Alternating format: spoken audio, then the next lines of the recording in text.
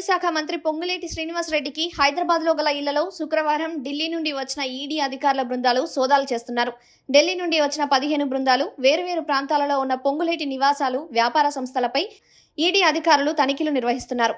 Assembly ఎన్నికలకు ముందు కూడా ఈడీ బృందాలు పొంగులేటి ఇళ్లలో సోదాలు చేయడం గమనార్హం. సంవత్సరం వ్యవధిలో 2 సార్లు పొంగులేటికి చెందిన సంస్థలపై ఈడీ తనిఖీలు చేయడంతో ఏం జరుగుతుందో అర్థం కావడం లేదు. శుక్రవారం తెల్లవారుజాము నుండి ఈడీ తనిఖీలు చేయడంతో కేంద్ర ప్రభుత్వ పోలీస్ బలగాలు పొంగులేటి సంస్థల వద్ద భారీ బందోబస్తు ఏర్పాటు చేశారు. కాంగ్రెస్ ప్రభుత్వం అధికారంలో ఉన్న రాష్ట్రమైన తెలంగాణలో మంత్రి పొంగులేటి శ్రీనివాసరెడ్డి ప్రభుత్వంలో కీలక పాత్ర పోషిస్తుండడం గమనార్హం.